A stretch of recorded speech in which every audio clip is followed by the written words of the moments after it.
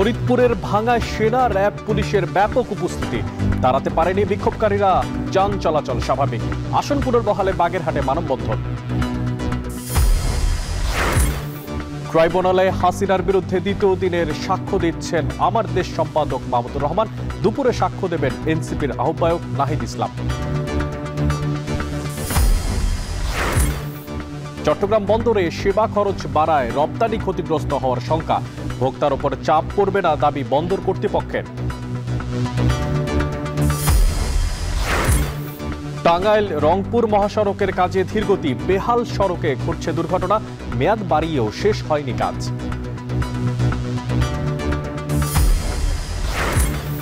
এবং এশিয়া কাপে গ্রুপ পর্বের শেষ ম্যাচে রাতে মাঠে নামছে বাংলাদেশ, আফগানিস্তানকে হারালে সুপার ফোরের আশা।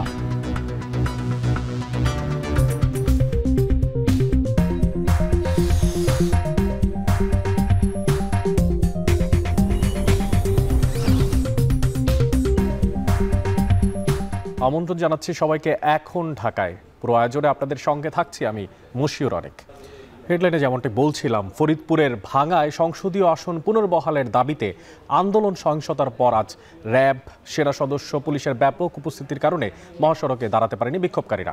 সকাল থেকেই স্বাভাবিক রয়েছে যান চলাচলে। বিষয়ে বিস্তারিত জানানোর জন্য ভাঙা গোলচত্বর থেকে যুক্ত হচ্ছে ফেরদৌস সোহাগের সঙ্গে এবং মনসুরাবাদ বাস স্ট্যান্ড থেকে যুক্ত আছেন মফিজুর রহমান শিপন। তবে আগে চলে যাচ্ছি ভাঙায় সোহাগের কাছে। সোহাগ, আইন শৃঙ্খলা বাহিনীর তৎপরতা এই মুহূর্তে কেমন দেখতে পাচ্ছেন এবং প্রশাসনের সাথে বিক্ষোভকারীদের আলোচনা এখন পর্যন্ত সম্পূর্ণ হয়েছে কিনা? আপনাকে ধন্যবাদ। আইন শৃঙ্খলা তৎপরতা আজকে কিন্তু অন্যান্য যে কোনো দিনের চেয়ে সবচেয়ে বেশি। আমরা সকাল 7:30টার মধ্যেই এই ভাঙা গোলচত্বর এলাকায় উপস্থিত হয়েছি। আমরা এখানে এসে পুলিশ দেখেছি, র্যাব দেখেছি এবং বিজিবিও দেখেছি। আমরা একটু দেখাবার চেষ্টা করছি যে এই যে ভাঙা এক্সপ্রেসওয়ে যেটি রয়েছে সেখানটায় আমরা রয়েছি। এখান থেকে এই যে গোলচত্বর, এখান থেকে দেখানোর চেষ্টা করছি যে অন্যান্য দিনের মতনই কিন্তু বাস, ট্রাক সহ বিভিন্ন ধরনের যানবাহন যেগুলো এই মহাসড়কে চলাচল করে সেগুলো কিন্তু চলাচল করছে। যে দিকটা এখন ক্যামেরা, সেই ক্যামেরা থেকে আমরা দেখাবার চেষ্টা করছি এটি কিন্তু বরিশালের প্রান্ত, অর্থাৎ এক্সপ্রেসওয়ে থেকে বরিশালের দিকে যেতে যে অংশটি রয়েছে সেই অংশ থেকে কিন্তু যানবাহন চলাচল করছে, সেটি ক্যামেরায় অবশ্যই দেখা যাচ্ছে। একটু জানিয়ে রাখি যে সকালে এসে এখানকার জেলা প্রশাসক, ফরিদপুরের জেলা প্রশাসক এবং ফরিদপুরের এসপি দুজনের সাথেই আমার কথা হয়েছে। তিনি দুজনেই আমাদেরকে জানিয়েছেন যে আসলে কোনো মতেই আজকে তারা মহাসড়কে আন্দোলনকারীদের দেখতে চান না, কারণ এতে জনসাধারণের দুর্ভোগ বাড়ে। এই কারণে গত কয়েকদিনের দুর্ভোগের কারণে মানুষ কিন্তু ক্লান্ত হয়ে পড়েছে এবং যান চলাচল বিঘ্নিত হয়েছে। এসব কারণে কিন্তু তারা আজকে এই কোনো ধরনের নৈরাজ্য সহ্য করবেন না এমনটি জানিয়ে দিয়েছেন। জেলা প্রশাসক বলেছেন যথাযথ কর্তৃপক্ষকে স্থানীয় যে সমস্যা সেটি জানানো হয়েছে এবং যথাযথ কর্তৃপক্ষ এ ব্যাপারে যে ব্যবস্থা নেবে সেটি চূড়ান্ত। একটু জানিয়ে রাখে যে ফরিদপুরের সংসদীয় আসন পুনর্বিন্যাসের প্রতিবাদ ও পুরনো সীমানা বহালের দাবিতে মহাসড়ক ও রেলপথ অবরোধ কর্মসূচি চলছিল গত কয়েকদিন যাবৎ। সকাল থেকে কিন্তু আজকে সেই অবস্থা আজকে আর নেই এবং মহাসড়কের যে আজকের যে পরিস্থিতি সেটা কিন্তু ছিল সম্পূর্ণই অন্যান্য দিনের চেয়ে আলাদা। 4 সেপ্টেম্বর গেজেটের মাধ্যমে 300 আসনের সীমানা নির্ধারণের চূড়ান্ত তালিকা প্রকাশ করে নির্বাচন কমিশন। ভাঙা উপজেলা আলগি ও হামিরদি ইউনিয়নকে ফরিদপুর 4 আসন থেকে কেটে ফরিদপুর 2 আসনের সঙ্গে যুক্ত করা হয়েছিল এবং এই কারণেই কিন্তু এই আন্দোলন এবং এই আন্দোলনের কারণ কিন্তু গত কয়েকদিন যাবৎ ফরিদপুরবাসী সহ পুরো দক্ষিণ পশ্চিমাঞ্চলের 21 জেলার মানুষ কিন্তু ভীষণ ঝামেলায় পড়েছিল এবং তারা দুর্ভোগে পড়ে। এই অবস্থার প্রতিকারের জন্যই কিন্তু আজকে সেনাবাহিনী, র্যাব এবং পুলিশ তারা কিন্তু একেবারেই কঠোর অবস্থানে গিয়েছে। এতটুকুই ছিল ফরিদপুরের ভাঙা থেকে আমার হাতে থাকা সবশেষ খবর। বাস স্ট্যান্ডের দিকে তাকাতে চাই, সেখানে আছেন মফিজুর রহমান শিপন। শিপন, আমি দেখতে পাচ্ছি যে আপনার ঠিক পাশ দিয়ে বাস যাচ্ছে, দূরপাল্লার গাড়ি যাচ্ছে। একটু জানতে চাই যে আসলে দূরপাল্লার গাড়ি ছেড়ে যাচ্ছে কিনা ঢাকার উদ্দেশ্যে এবং অন্যান্য যে সমস্ত গাড়ি আছে, যান চলাচল যেগুলো করছে স্থানীয়, সেই সমস্ত অবস্থাই বা কি, সেই অবস্থাটাই বা কি?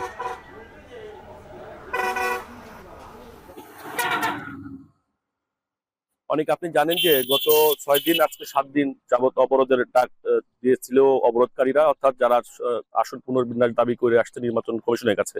তো আজকে সকাল 9টা পর্যন্ত কিন্তু ঢাকা বরিশাল মহাসড়ক একেবারেই বন্ধ ছিল। 9টার পর থেকেই কিন্তু অবরোধকারীরা তাদের অবরোধের যে গুলি বা ওই বিদ্যুতের প্লাগ সেগুলো সরিয়ে ফেলে, যার ফলে কিন্তু যান চলাচল স্বাভাবিক হয়। এখন ঢাকা খুলনা এবং ঢাকা বরিশাল দুটি মহাসড়কে কিন্তু স্বাভাবিক নিয়মে যান চলাচল চলছে, কিন্তু অন্য যে কোনো সময়ের তুলনায় সেই চলাচলের হার কিছুটা কম। আপনি নিশ্চয়ই জানেন যে আইন শৃঙ্খলা বড় টিম কিন্তু ঢাকা খুলনা ঢাকা বরিশাল মহাসড়ক দিয়ে মুভমেন্ট করছে এবং তারা বড় বহর নিয়ে যাতায়াত করছে। সেখানে সেনাবাহিনী থেকে শুরু করে বিজিবি, পুলিশ, র্যাব সহ অন্যান্য সংস্থার লোকও সেখানে রয়েছে। নির্বাহী ম্যাজিস্ট্রেটও সেই সব বহরের রয়েছে, আমরা দেখেছি। আপনাকে বলে রাখতে চাই যে অবরোধকারীদের বক্তব্য হচ্ছে যে আমাদের দাবিটা মানলেই কিন্তু আমরা ঘরে ফিরে যাই, আমরা আমাদের কাজে ফিরে যাব। তাদের বক্তব্য হচ্ছে এই মুহূর্তে যে চেয়ারম্যানকে আটক করা হয়েছে এবং যে মামলা দেওয়া হয়েছে সেই মামলাগুলো তুলে দিবে এবং আমাদের চেয়ারম্যানকে আমাদের কাছে ফিরে দেবে, এবং আমাদের যে দাবিটা সংসদীয় আসন 4 থেকে যে দুটি ইউনিয়ন সরিয়ে নেওয়া হয়েছিল সেটাকে পুনর্বল করবে।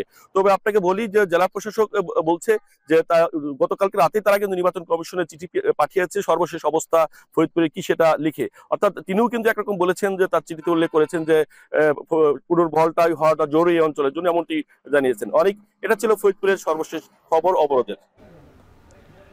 ফরিদপুরের ভাঙা সংসদীয় আসন পুনর্বহালের দাবিতে আন্দোলন সহিংসতার পর এবার মহাসড়ক থেকে সরে দাঁড়িয়েছে বিক্ষোভকারীরা। সে বিষয়ে সবশেষ খোঁজ খবর রাখছিলেন সেখান থেকে সহকর্মীরা। এদিকে মানবতা বিরোধী অপরাধের মামলায় শেখ হাসিনার বিরুদ্ধে দ্বিতীয় দিন ট্রাইব্যুনালে সাক্ষ্য দিচ্ছেন আমার দেশ পত্রিকার সম্পাদক মাহমুদুর রহমান। এই নিয়ে আরও জানাতে আন্তর্জাতিক অপরাধ ট্রাইব্যুনাল থেকে যুক্ত আছেন সহকর্মী রাব্বি হোসেন। সরাসরি চলে যাচ্ছে রাব্বির কাছে। রাব্বি, এই যে দ্বিতীয় দিনের যে সাক্ষ্য গ্রহণ মাহমুদুর রহমানের, সেটা আসলে কতক্ষণ পর্যন্ত চলতে পারে? আর দ্বিতীয় যে প্রেক্ষাপটটা আমরা জানি আসলে নাহিদ ইসলামের আজকে সাক্ষ্য দেওয়ার কথা, সেই সাক্ষ্য গ্রহণই বা কখন থেকে শুরু হতে পারে? কি তথ্য আছে আপনার কাছে? অনেক মানবতা বিরোধী অপরাধের মামলায় সাবেক প্রধানমন্ত্রী শেখ হাসিনা, সাবেক স্বরাষ্ট্রমন্ত্রী আসাদুজ্জামান খান কামাল সহ 3 জনের বিরুদ্ধে আজকে 16তম দিনের সাক্ষ্য গ্রহণ শুরু হয়েছে। আজকে দ্বিতীয় দিনের মতো সাক্ষ্য দিচ্ছেন আমার দেশ পত্রিকার সম্পাদক মাহমুদুর রহমান। আজকে তিনি গতকালকেও সাক্ষ্য দিয়েছেন, সেখানে নানা বিষয়ে কথা বলেছেন। জুলাই অভ্যুত্থানে কিভাবে আওয়ামী লীগ ছাত্র জনতাকে হত্যা করেছে সে বর্ণনা দিয়েছেন। পাশাপাশি 2008 সালে যখন আওয়ামী লীগ ক্ষমতায় আসে কিভাবে ক্ষমতায় এসেছিল, ভারতের কোন কোন তারা সহযোগিতা পেয়েছিল সে বিষয়গুলো তিনি বর্ণনা করেছেন। পাশাপাশি বিডিআর হত্যাকাণ্ড থেকে শুরু করে পরপর 3টি নির্বাচন আওয়ামী লীগের আমলে সে কথাগুলো বলেছেন। শাপলা চত্বরের গণহত্যার কথা তিনি বলেছেন। একজন প্রবীণ নাগরিক, তিনি একজন সাংবাদিকের দৃষ্টিভঙ্গি হিসেবে তিনি গতকালকে এই আমার দেশ পত্রিকার সম্পাদক মাহমুদুর রহমান সাক্ষ্য দিয়েছেন। আজকে মূলত জাতীয় নাগরিক পার্টির আহ্বায়ক নাহিদ ইসলাম, যিনি এই জুলাই গণ অভ্যুত্থানের অন্যতম নায়ক, তিনি আজকে সাক্ষ্য দেওয়ার কথা রয়েছে। তিনি মূলত মাহমুদুর রহমানের সাক্ষ্য গ্রহণ এবং আসামি পক্ষের যিনি রয়েছেন রাষ্ট্রনিযুক্ত শেখ হাসিনার আইনজীবী, তার জেরা শেষ হলেই তিনি দুপুরের পরপর আজকে ট্রাইব্যুনালে আসার কথা রয়েছে এবং নাহিদ ইসলামের সাক্ষ্য গ্রহণটি আজকে আদালত নেবেন বলে আমরা আসলে জানতে পেরেছি।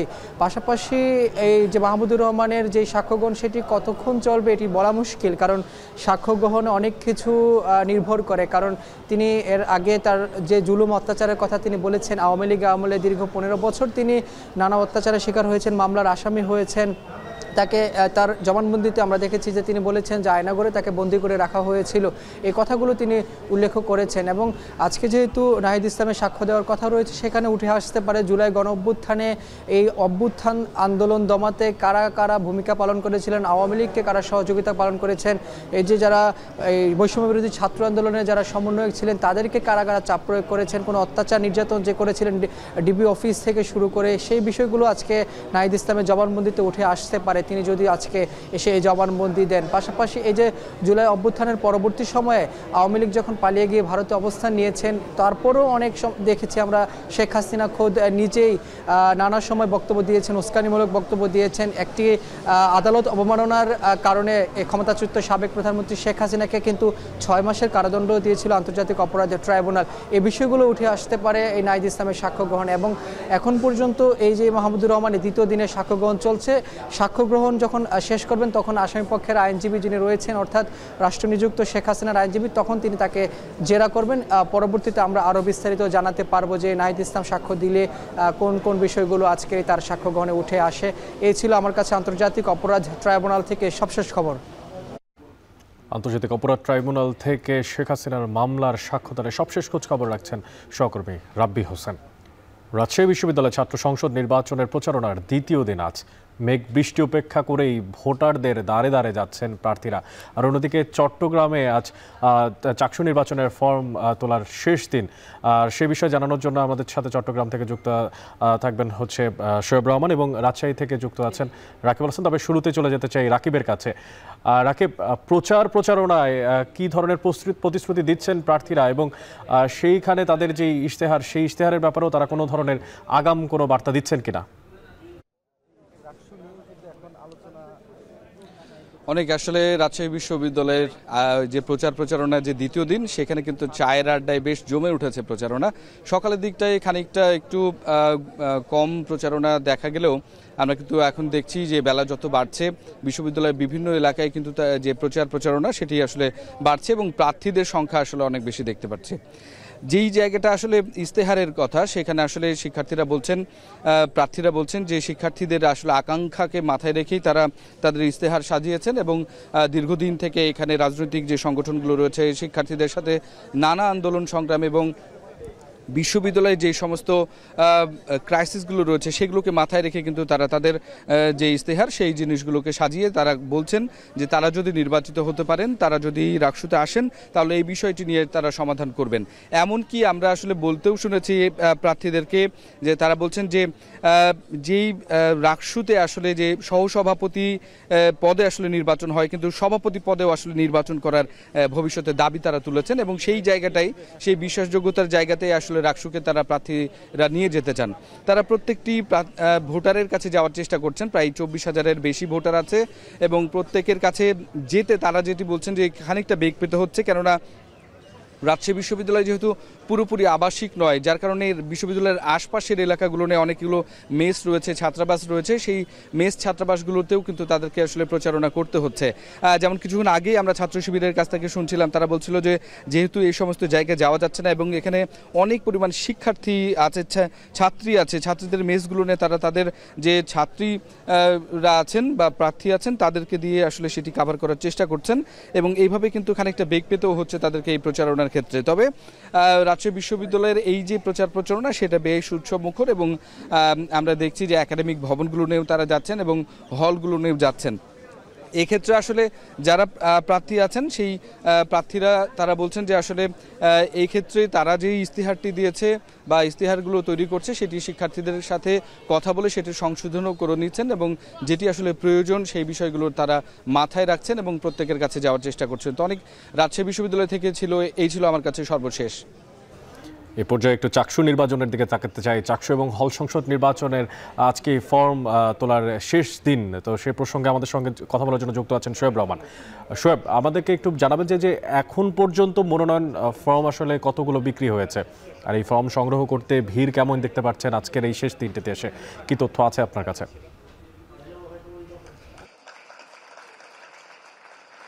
এখন শান্ত মনে আমি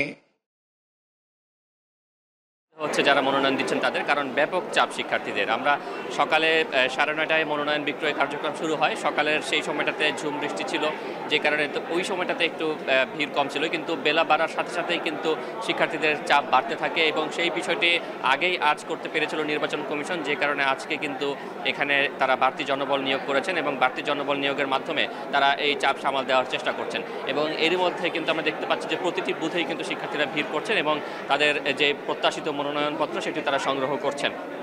এবং এর আগে আমরা দেখেছি গত দুদিনে 169টি মনোনয়ন বিক্রি হয়েছে। এর মধ্যে ছাত্রী হলগুলো থেকে হল সংসদের 46টি এবং ছাত্র হলগুলো থেকে হল সংসদের 26টি ফর্ম বিক্রি হয়েছে। এর বাইরে কেন্দ্রীয় সংসদ থেকে বিক্রি হয়েছে 97টি ফর্ম। কিন্তু এই ফর্মগুলো যখন জমা দেওয়া হবে তখনই মূলত জানা যাবে যে কে কোন পদে আবেদন করছেন, কারণ ফর্ম নেওয়ার সময় কিন্তু সেই পদটি সেখানে লেখা থাকে না। অর্থাৎ ফর্মগুলো জমা দেওয়ার শেষ সময় রয়েছে আগামীকালের পরে আমরা জানতে পারবো পারবো যে আসলে ভিপি, জিএস বা এজিএস কিংবা অন্যান্য যে পদগুলো রয়েছে সেই পদগুলোতে কে কতটি করে আবেদন করলো। এর মধ্যে আমরা দেখেছি যে 3টি প্যানেল তারা তাদের প্যানেল আকারে তারা মনোনয়ন সংগ্রহ করেছেন, প্যানেল আকারে তারা নির্বাচনের জন্য তারা প্রস্তুতি নিচ্ছেন। একটি সাধারণ শিক্ষার্থীদের পক্ষ থেকে তারা বলছেন যে একটি সাধারণ শিক্ষার্থীদের ব্যানারে তারা মনোনয়ন সংগ্রহ করেছেন, আরেকটি ইসলামী আন্দোলনের পক্ষ থেকে একটি প্যানেল ঘোষণা করা হয়েছে, অন্যদিকে ছাত্র ইউনিয়ন এবং ছাত্র ফ্রন্ট তারা একটি প্যানেল বা পর্ষদ তারা ঘোষণা করেছেন, দ্রোহ পর্ষদ নামে, সেই তারা নির্বাচনে অংশগ্রহণ করতে চাইছেন। এর বাইরে ছাত্রদলের কিছু নেতাকর্মী মনোনয়ন সংগ্রহ করেছেন, তাদের সাথে আমরা কথা বলেছি। তারা বলছেন যে ছাত্রদল বর্তমানে মনোনয়ন সংগ্রহের বিষয়টিকে উন্মুক্ত রেখেছে, যারা নির্বাচন করতে আগ্রহী প্রত্যেকেই নির্বাচনের জন্য তাদের প্রত্যাশিত মনোনয়নটি সংগ্রহ করবেন। পরবর্তীতে কেন্দ্রীয় নেতৃবৃন্দের সাথে কথা বলে এবং সেখানে একটি ভাইবা অনুষ্ঠিত হবে, তাই সেই ভাইবার মাধ্যমে কারা কোন পদে লড়বেন বা কাকে কোন পদে লড়বার জন্য সংগঠনের পক্ষ থেকে দেয়া হবে সেই বিষয়টি আজকে হয়তোবা রাতে সিদ্ধান্ত হতে পারে এবং সেই অনুযায়ী ফর্ম পূরণ করে তারা আগামীকাল মনোনয়ন ফর্ম জমা দেবেন। অন্যদিকে ছাত্র শিবির তাদের ব্যাপারে যেটুকু জানতে পেরেছি, তারা দুপুরের পর অর্থাৎ বেলা 2টার দিকে তারা মনোনয়ন সংগ্রহ করতে পারেন এবং সেই মনোনয়ন তারা আজকে সংগ্রহ করে আগামীকাল তারা মনোনয়নপত্র জমা দেবেন।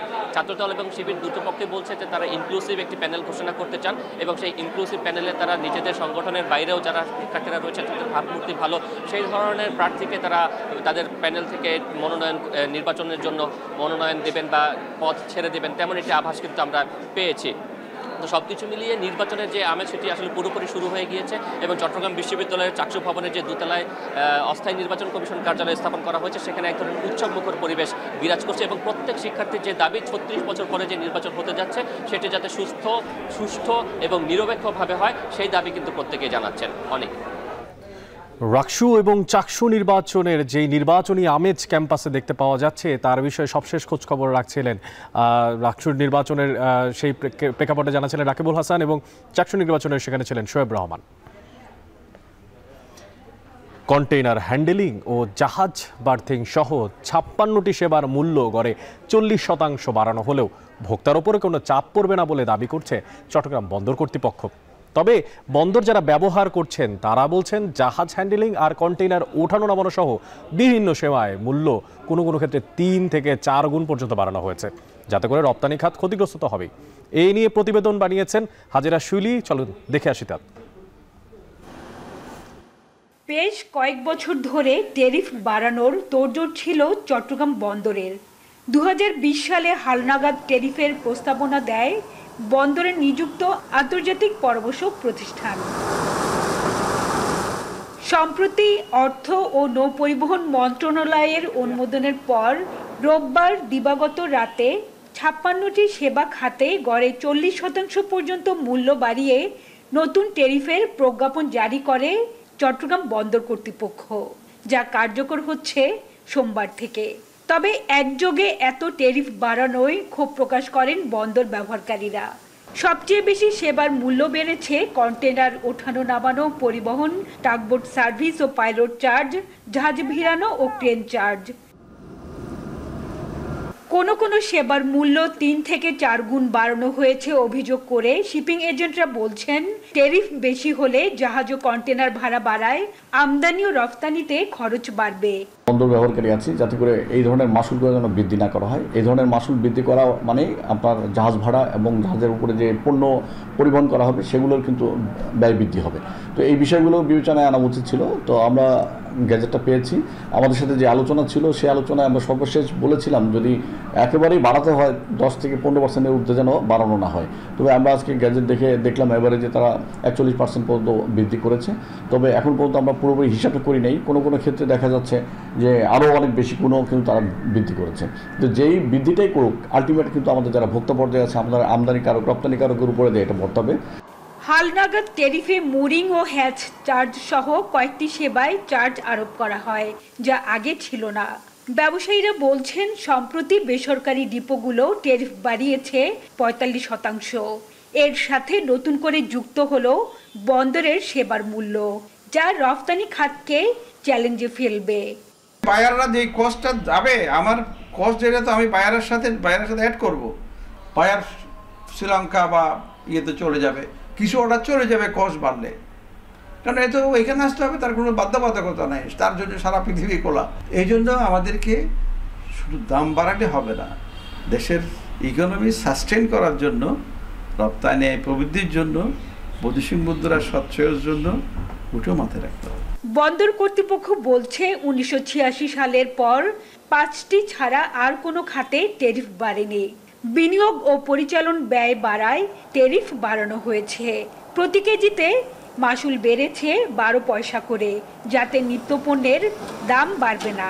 ভোক্তা পর্যায়ে এক্ষেত্রে কোনো রকম কোনো প্রভাব পড়বে না। এ কারণেই আমরা ক্যাটাগরিক্যালি বিশ্লেষণ করেছি যে চট্টগ্রাম বন্দরের চার্জ যদি হিসাব করা হয়, আমাদের কার্গোতে পার কেজিতে বর্তমান ট্যারিফে হয় মাত্র 32 পয়সা খরচ, এবং সেটা এই ট্যারিফ বৃদ্ধির ফলে হয়েছে 44 পয়সা।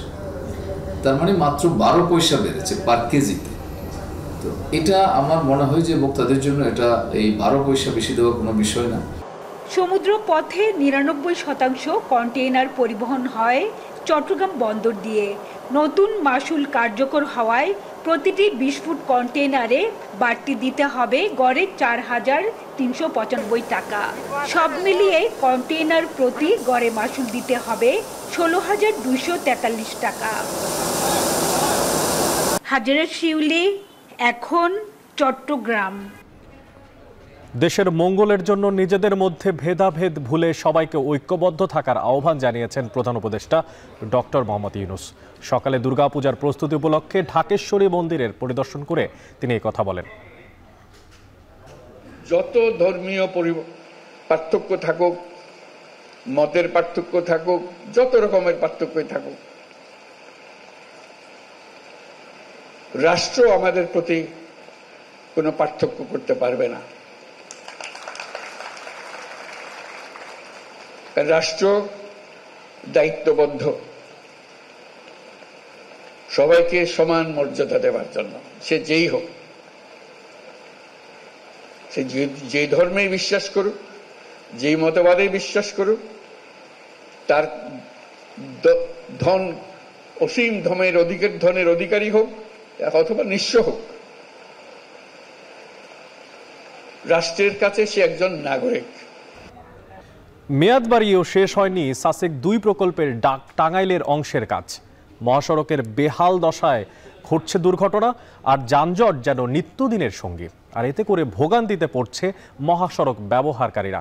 এদিকে ঠিকাদারি প্রতিষ্ঠানের কর্মকর্তারা বলছেন প্রকল্পের মেয়াদ আরও 1 বছর বাড়াতে আবেদন করা হয়েছে। প্রকল্পের বিস্তারিত তুলে ধরছেন Kausar Ahmed. South Asia sub regional economic cooperation প্রকল্পের আওতায় টাঙ্গাইলের এলেঙ্গা থেকে রংপুর পর্যন্ত শুরু হয় মহাসড়ক 4 লেনে উন্নীতকরণের কাজ। এরই মধ্যে মহাসড়কটির সিরাজগঞ্জ রংপুর অংশের কাজ প্রায় শেষ হলেও টাঙ্গাইল অংশের কাজ বাকি অর্ধেকেরও বেশি। এলেঙ্গা অংশে ফ্লাইওভারের নির্মাণ কাজ চলমান থাকলেও এখনও শুরু হয়নি 2টি আন্ডারপাসের কাজ। বেহাল মহাসড়কে প্রতিনিয়তই ঘটছে দুর্ঘটনা, সৃষ্টি হচ্ছে তীব্র যানজট। যাতায়াতের বাড়তি সময়ের পাশাপাশি বাড়ছে পরিবহন খরচ। এতে চরম ভোগান্তিতে পড়েছেন মহাসড়ক ব্যবহারকারীরা। কাজটা সুবিধা শেষ হলে দ্রুত তার নির্দিষ্ট লক্ষ্যে পৌঁছাতে পারবো, তারপরে অ্যাক্সিডেন্টের ভয় থাকবে না। হ্যাঁ, তারপরে হলো আমরা যে জ্যাম থাকবে না। সাধারণত এই দুর্ঘটনাই বেশি ঘটতেছে, আর তো চলাফেরা তো এটা মনে করেন খুব সমস্যাই। এটা দ্রুত কাজ শেষ হলে এটা লেগে আমরা যে চাইতেছি এটা দ্রুত কাজ শেষ হোক। যানজটের মধ্যে একটা রুগী হসপিটাল নেবো, উত্তরবঙ্গ থেকে ঢাকা যাবে, দেখেছে যে রাস্তা খারাপের জন্য রাস্তা কাজ শেষের মধ্যে যানজটে বসে থাকে, দেখা যায় একটা দুর্ঘটনা ঘটতেই পারে, রাস্তার মধ্যে রুগী মারা যায়। দিন রাত 24 ঘন্টা জাম চলে, দুর্ঘটনা বেশি হতেছে। মনে করেন আমরা ভোগান্তি বেশি হতেছি। যত দুর্গতির কাজ হবে তত তাড়াতাড়ি আমাদের লাগে সুবিধা হবে। সময়ের অনেক দাম আছে, সময় আমরা মাল ঠিক মতো পৌঁছাইতে পারবো। যাত্রী আর চালকদের সুবিধার্থে রাস্তাটা তাড়াতাড়ি যদি শেষ করতে পারতো তাহলে আমাদের ভোগান্তিটা করে কমে যেত। একটা জীবন চলে যায়, দুর্ঘটনা ঘটুক, মালিকের ক্ষতি হোক, জনগণের ক্ষতি হোক, এটা আমরা চাই না। এই ফ্লাইওভারের কাজ এলাঙ্গা থেকে যমুনা সেতুর পূর্ব প্রান্ত পর্যন্ত দ্রুত শেষ করার জন্য জোরালোভাবে অনুরোধ রাখছি। ঠিকাদারি প্রতিষ্ঠানের কর্মকর্তারা বলছেন প্রকল্পের মেয়াদ আরও 1 বছর বাড়াতে এরই মধ্যে আবেদন করা হয়েছে। পেমেন্ট ওয়ার্ক, রিজিট পেমেন্টের কাজগুলো আমাদের চলমান রই আছে। এছাড়াও এলেঙ্গা পয়েন্টে আমাদের যে প্রজেক্টের শুরুতে এলেঙ্গা পয়েন্টে আমাদের ফ্লাইওভারের কাজ শুরু হয়েছে। পাইলিংয়ের কাজ চলতেছে, পাইল ক্যাপের কাজও হয়েছে, কলামের কাজ চলতেছে। ইনশাল্লাহ আশা করতেছি আমাদের আগামী 26-এর মধ্যে পুরো কাজটাই সম্পূর্ণ হবে। সাসেক 2 প্রকল্পের এই মহাসড়কের টাঙ্গাইল অংশে প্রতিদিন গড়ে যাতায়াত করে প্রায় 25,000 যানবাহন। এখন টাঙ্গাইল মেড ইন বাংলাদেশ। দেশের গণ্ডি পেরিয়ে কিশোরগঞ্জের টেরি তোয়ালে এখন পৌঁছে গেছে ইউরোপ, আমেরিকায়। একসময় দেশ জুড়ে জনপ্রিয় এই তোয়ালে এখন আন্তর্জাতিক বাজারেও ছাপ ফেলতে শুরু করেছে। একদিকে যেমন বৈদেশিক মুদ্রা আয় হচ্ছে, তার পাশাপাশি তৈরি হচ্ছে নতুন নতুন কাজের সুযোগ। তবে জায়গা সংকটে ব্যাহত হচ্ছে বড় পরিসরে উৎপাদন। গর্বের এই পণ্যের বিষয়ে আরও খোঁজখবর জানাচ্ছেন মুশিউর কায়েস। কিশোরগঞ্জের মানুরি টেক্সটাইলের টেরি তোয়াল উচ্চ শোষণ ক্ষমতা আর নরম ও আরামদায়ক টেক্সচারের কারণে মানুষের কাছে জনপ্রিয় এই তোয়াল। স্থানীয় চাহিদা মিটিয়ে এখানকার তৈরি টেরি তোয়ালে যাচ্ছে বিশ্ববাজারে। যুক্তরাষ্ট্র, যুক্তরাজ্য, কানাডা ও সৌদি আরবে হোটেল, হাসপাতাল থেকে শুরু করে সাধারণ মানুষের ঘরে স্থান করে নিয়েছে টেরি তোয়াল। তোয়াল তৈরি করে প্রতি মাসে প্রতিষ্ঠানটি আয় করছে $5 লাখ বেশি। কর্মসংস্থান হচ্ছে কয়েকশো মানুষের। টাকা কাজ করলে তো আরো বেশি খরচ হইতো। এখন আমরা দেশ থেকে কাজ করতেছি, বাড়ির থেকে ফ্যামিলি নিয়ে 15-20 যাই পেতেছি, সুন্দরভাবে কাজ করে চলতে পারতেছি। কৃষক থেকে আমরা মানে একটা তোলা তৈরি করে আমরা দেশে বাইরে পাঠাচ্ছি, আমার নিজের কাছে গর্ব হতো। আশেপাশের যে বিভিন্ন দরিদ্র লোকেরাও আছে, এরাও অনেক উপকৃত হচ্ছে, বিশেষ করে মহিলারা। আরো কারখানা যদি থাকে, মনে করেন অনেকেই কাজ করতো, সুযোগ সুবিধা পাইতো, যারা বেকার আছে তারা অবশ্যই কাজ করতো। আমাদের একটা সুযোগ তৈরি হয়েছে যে আমেরিকার মার্কেটে ঢোকার জন্য, মানে ট্রাম্প সরকারের যে ট্যাক্সের যে ইয়ার ফলে তো এখন আমাদের এখানে একটু বিনিয়োগ করার অনেকটা সুযোগ আসছে। স্থান সংকুলন না হওয়ায় উৎপাদন বাড়াতে পারছে না প্রতিষ্ঠানটি। মিলের জন্য নতুন যন্ত্রাংশ কেনা হলেও ব্যবহার না করে পড়ে থেকে নষ্ট হচ্ছে কোটি কোটি টাকার সম্পদ। এতে ব্যাহত হচ্ছে রপ্তানি বাড়ানোর পরিকল্পনা। অবকাঠামো উন্নয়ন করার জন্য আমাদের জায়গার প্রয়োজন, জায়গার খুব সংকট এখানে এই কিশোরগঞ্জ বিসিকে।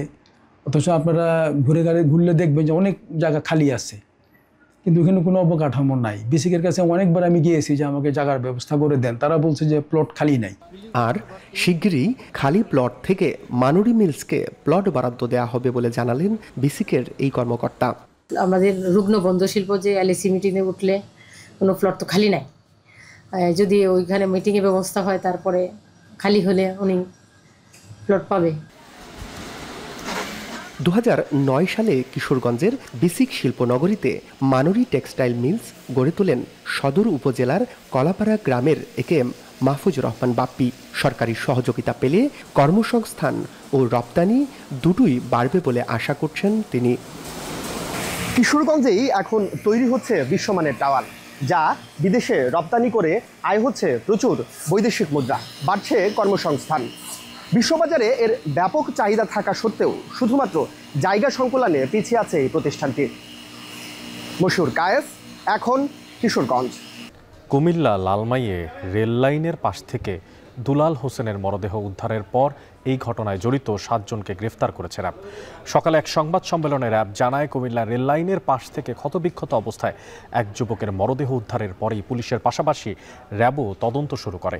পরে সুনির্দিষ্ট তথ্যের ভিত্তিতে বিভিন্ন জায়গায় অভিযান চালিয়ে 7 জনকে গ্রেফতার করতে সমর্থ হয় তারা।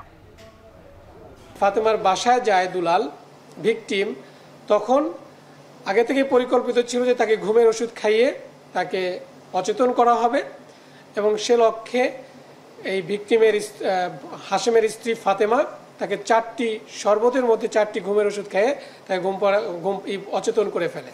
পরবর্তীতে হাশেম এবং তার বন্ধুরা ওই ঘরের মধ্যে প্রবেশ করে এবং তাকে শ্বাসরোধ করে হত্যা করে। তো এই হত্যার সাথে সংশ্লিষ্ট যে 7 জন ছিল, আমি অলরেডি তাদের কথা বলেছি এবং প্রত্যেককেই অ্যারেস্ট করা হয়েছে এবং তাদের বিরুদ্ধে আইনানুগ ব্যবস্থা প্রক্রিয়াধীন রয়েছে। অন্যদিকে বগুড়ায় কুয়েত প্রবাসীর স্ত্রী সন্তানকে কুপিয়ে হত্যা করেছে সন্ত্রাসীরা।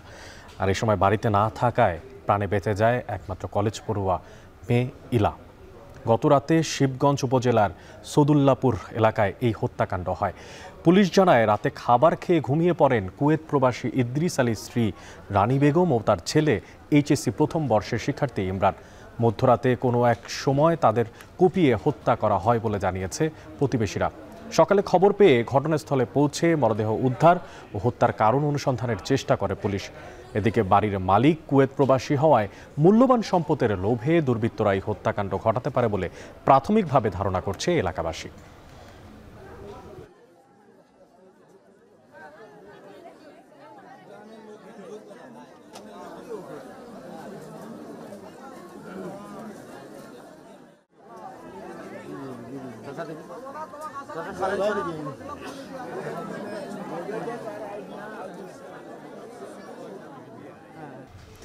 এবার আন্তর্জাতিক প্রসঙ্গ। যুক্তরাজ্যে বর্ণবাদী গোষ্ঠী ইডিএল এর উত্থান ঘিরে বাড়ছে বর্ণবাদ আর অভিবাসন বিরোধী মনোভাব। ব্রিটিশ বাংলাদেশি তরুণদের ওপরে হামলায় উদ্বেগ বাড়ছে অভিবাসী কমিউনিটিতে। আশঙ্কাজনক হারে বাড়ছে ইসলাম বিদ্বেষ। আর এই অবস্থায় সতর্ক থাকার পরামর্শ কমিউনিটি নেতাদের। যুক্তরাজ্য থেকে বিস্তারিত জানাচ্ছেন শরীফুল ইসলাম চৌধুরী। শান্ত ব্রিটেন উত্তাল অভিবাসন বিরোধী আন্দোলনে। সাম্প্রতিক সময়ে টমি রবিনসনের নেতৃত্বে ইডিএল এর ইউনাইট দ্য কিংডম র্যালির উত্তেজনা ছড়িয়ে পড়ছে দেশ জুড়ে। বাড়ছে বর্ণবাদ, ইসলাম বিদ্বেষ আর ইমিগ্রেন্ট বিরোধী মনোভাব।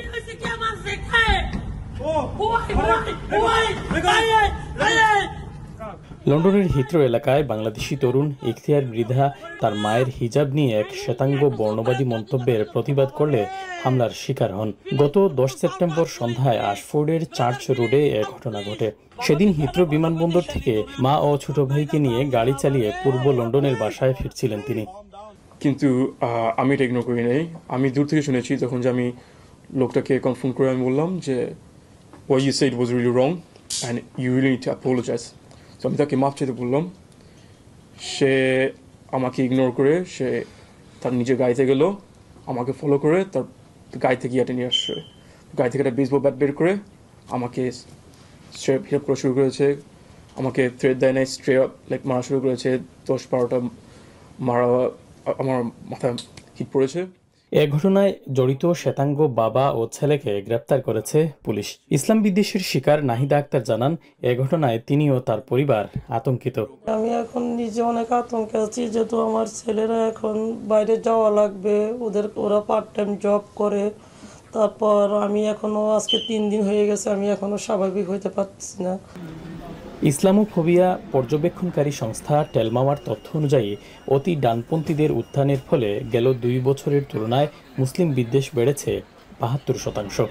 ব্রিটেনের মোট জনসংখ্যার শতকরা 7% মুসলমানদের বসবাস। ইসলামোফোবিয়া বা বর্ণবাদী আচরণ বৃদ্ধিতে অনেকেই ভীত।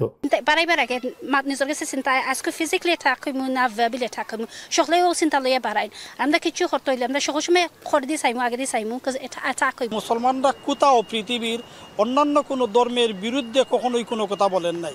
সুতরাং আমাদের মুসলমানদের ধর্মীয় যে স্বাধীনতা, বুরকা পরিধান করা বা হিজাব পরিধান করা, এটার বিরুদ্ধে যদি কেউ কথা বলে থাকেন এটা হবে অত্যন্ত দুঃখজনক।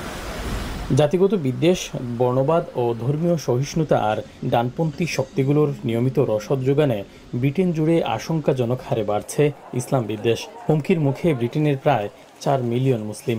ব্রিটেনের ধর্মীয় বিবেচনায় দ্বিতীয় অবস্থানে থাকা মুসলমানরা চাকরির ক্ষেত্রে, কাজের জায়গা, রাস্তাঘাট, শপিং মল কিংবা শিক্ষা প্রতিষ্ঠানে যে কোনো বয়সে যে কেউ এর শিকার হতে পারেন বলছেন সংশ্লিষ্টরা। ইনস্টিটিউশনালি রেসিজম আছে। যেমন আমরা একটা জব ইন্টারভিউ লাগিয়ে গেলাম, তারা মুসলমানরা না দিয়ে সাদা ভাই ছড়ে দিল, এই ধরনের আছে। বা আমরা বাচ্চারা যদি একটা বালা ইউনিভার্সিটি যেতে চায়, ইনস্টিটিউশনাল রেসিজম বিভিন্ন ক্ষেত্রে আছে। দেশটির প্রধানমন্ত্রী কিয়ার স্টারমার। শরীফুল ইসলাম চৌধুরী, এখন লন্ডন। পার্শ্ববর্তী দেশ ভারতের অন্যতম রপ্তানি যে সমৃদ্ধ তার একটা পণ্য কিন্তু এই চিংড়ি। তবে যুক্তরাষ্ট্রের যে 50% শুল্ক আরোপের তার নেতিবাচক প্রভাব পড়তে শুরু করেছে ভারতের এই চিংড়ি শিল্পেই। আর এরই মধ্যে 50% রপ্তানি আদেশ হারিয়েছে অন্ধ্রপ্রদেশ। ক্ষতির সম্মুখীন খাতটিকে বাঁচাতে এরই মধ্যে কেন্দ্রীয় সরকারের কাছে সহায়তা চেয়েছেন রাজ্যের মুখ্যমন্ত্রী এন চন্দ্রবাবু নাইডু। বিস্তারিত জানাচ্ছেন অর্ণব প্রসাদ। ভারতের অন্যতম রপ্তানিমুখী শিল্পের একটি চিংড়ি। তবে ট্রাম্প প্রশাসন ঘোষিত 50% শুল্কের খেসারত দিতে হচ্ছে খাতটিকে। এরই মধ্যে দেশটির অন্ধ্রপ্রদেশে বাতিল হয়েছে চিংড়ির 50% ক্রয়াদেশ। প্রদেশটির সরকারি দপ্তরের হিসেব অনুযায়ী শুধু চিংড়ি রপ্তানিতেই প্রায় 25,000 কোটি রুপির লোকসান গুনতে হতে পারে। এতে হতাশ প্রদেশটির চিংড়ি চাষিরা। நிறைய கண்ட்ரிக்கும் மார்க்கெட்டுக்கு மாற்றி கொடுக்குறாங்க, இல்லைன்னு சொல்லலை. ஆனால் ஒன்று இப்போ யூஎஸ்க்கு இருக்கிற மாதிரி பையிங் கெப்பாசிட்டி வேறு கண்ட்ரிக்கு இருக்காது. யூரோப்பியன் கண்ட்ரி வாங்குறப்ப கம்மியான குவான்டிட்டி தான்। ভারতীয় চিংড়ি রপ্তানির ওপর বর্তমানে 59.72% শুল্ক নির্ধারণ করেছে মার্কিন প্রশাসন। এর মধ্যে কাউন্টার ভেইলিং অর্থাৎ ভর্তুকি প্রতিরোধে 5.76% ও অ্যান্টি ডাম্পিং খাতে যুক্ত হয়েছে 3.96% শুল্ক। এমন উদ্বেগজনক পরিস্থিতিতে নিজের রাজ্যের চিংড়ি চাষিদের বাঁচাতে কেন্দ্রীয় সরকারের সহায়তা চেয়েছেন অন্ধ্রপ্রদেশের মুখ্যমন্ত্রী এন চন্দ্রবাবু নাইডু।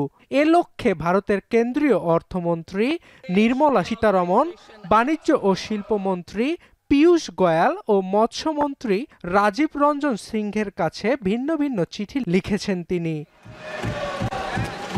চিঠিতে অন্ধ্রপ্রদেশের চিংড়ি চাষিদের দুর্দশার কথা উল্লেখ করে নাইডু কেন্দ্রীয় অর্থমন্ত্রীর কাছে পণ্য ও পরিষেবা কর জিএসটি ছাড় দেয়া ও রাজ্যের মৎস্য চাষিদের বাঁচাতে বিশেষ আর্থিক সুবিধা দেওয়ার আহ্বান জানান।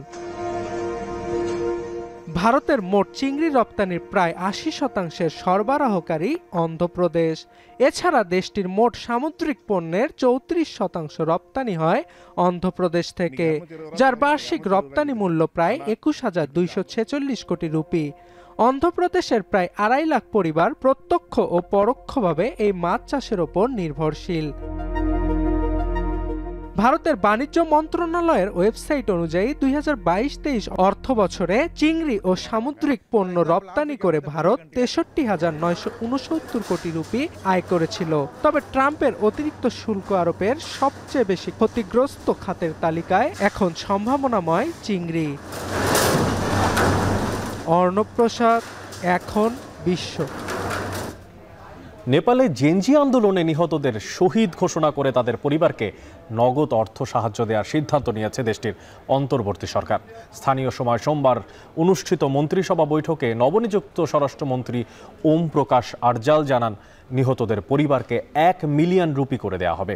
এছাড়া অতিরিক্ত 5 লাখ রুপি দেওয়া হবে অন্যান্য খরচের জন্য। নিহতদের অন্ত্যেষ্টিক্রিয়া জাতীয় মর্যাদায় অনুষ্ঠিত হবে এবং 17 সেপ্টেম্বর জাতীয় পতাকা অর্ধনমিত রেখে শোক দিবস হিসেবে পালন করা হবে। নিহতদের স্মরণে একটি জেনজি জাগরণ স্মৃতিসৌধ পার্ক নির্মাণের পরিকল্পনা চলছে বলেও জানিয়েছেন স্বরাষ্ট্রমন্ত্রী। এদিকে অর্থমন্ত্রী রমেশ্বর খানাল এরই মধ্যে বাজেটের ছোট প্রকল্পগুলো ছেটে ফেলে 100 বিলিয়ন রুপি সাশ্রয়ের পরিকল্পনা নিয়েছেন।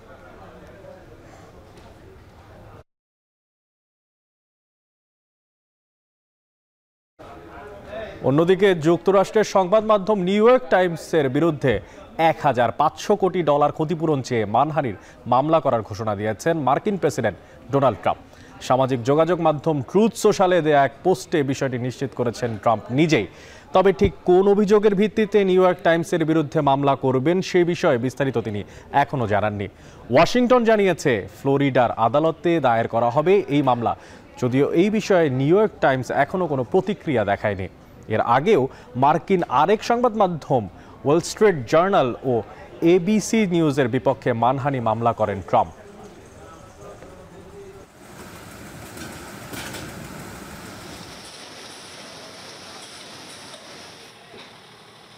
এবার এশিয়া কাপ প্রসঙ্গ। এশিয়া কাপের নিজেদের সবশেষ ম্যাচে, গ্রুপ পর্বের সবশেষ ম্যাচে আফগানিস্তানের মুখোমুখি হবে বাংলাদেশ।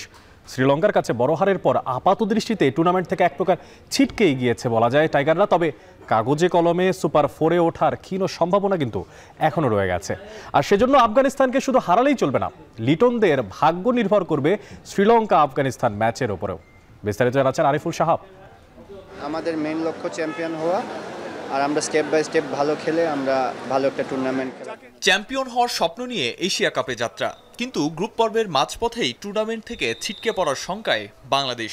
স্বপ্ন আর বাস্তবতার বিস্তর ফারাকের জাতাকলে নানা সমীকরণের জটিল মারপ্যাচের সামনে লিটন দাসরা, যেখানে আফগানিস্তানের বিপক্ষে বড় জয় পেলেও সুপার 4-এ ওঠার নিশ্চয়তা পাবে না টাইগাররা। রাশিদ খানদের হারানোর পাশাপাশি তাকিয়ে থাকতে হবে শ্রীলঙ্কা আফগানিস্তান ম্যাচের দিকেও। ম্যাচ জয়ের বিকল্প নেই। বাংলাদেশের সামনে যখন এমন বাঁচামরা সমীকরণ, তখন পরিসংখ্যানও কথা বলছে না লিটনদের পক্ষে। মুখোমুখি হওয়া 12 ম্যাচের 7টিতেই বাংলাদেশকে হারিয়েছে আফগানরা, বিপরীতে তাসকিনদের জয়ে মাত্র 5টিতে, যার সবগুলোই আবার দেশের মাটিতে। দেশের বাইরে খেলা 2 ম্যাচেই জয় তুলে নিয়েছে রশিদ খান, মোহাম্মদ নবীরা। সবশেষ 5 ম্যাচের পরিসংখ্যানেও এগিয়ে আফগানিস্তান। এশিয়া কাপে এখনো পর্যন্ত ব্যাটে বলের পারফরম্যান্সেও এগিয়ে রাশিদ খানের দল। সেদিকুল্লাহ আতালরা লম্বা ইনিংস খেলে ম্যাচ জেতাচ্ছেন দলকে, আর তামিম ইমনরা ব্যর্থতার গল্প লিখে নিয়মিত দলকে বিপদে ফেলে ফিরছেন ড্রেসিং রুমে। টাইগাররা যেখানে জেনুইন অলরাউন্ডার খুঁজতে ব্যস্ত, সেখানে আজমতুল্লাহ ওমরজাইরা ব্যাটে বলে দুর্দান্ত ভূমিকা রাখছেন দলের জয়ে। বিপর্যস্ত বাংলাদেশকে তাই কঠিন পরীক্ষায় দিতে হবে আফগানিস্তানের বিপক্ষে।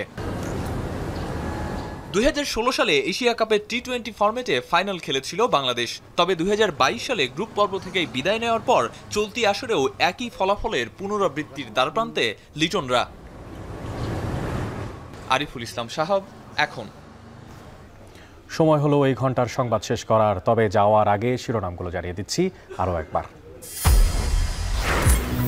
ফরিদপুরে সেনার অ্যাপ পুলিশের ব্যাপক উপস্থিতি, তাড়াতে পারেনি বিক্ষুব্ধরা, সিদ্ধান্ত পুনর্বিবেচনায় ইসির চিঠি, বাগেরহাটে অবস্থান কর্মসূচি।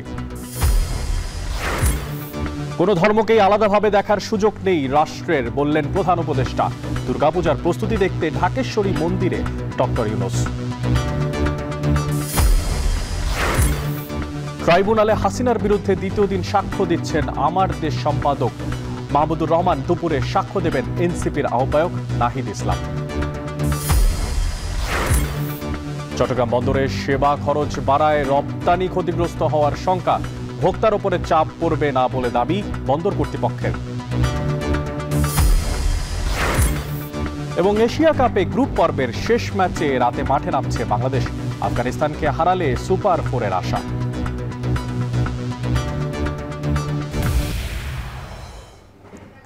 এই ছিল এখন ঢাকার আয়োজনে। এখন টেলিভিশন ওয়েবসাইটে দেখতে ভিজিট করুন www.ekhon.tv। এছাড়া এখন টেলিভিশন ফেসবুকে দেখতে ভিজিট করুন facebook.com/tv.ekhon এবং ইউটিউবে এখন টেলিভিশন দেখতে ভিজিট করুন youtube.com/c/ekhon tv।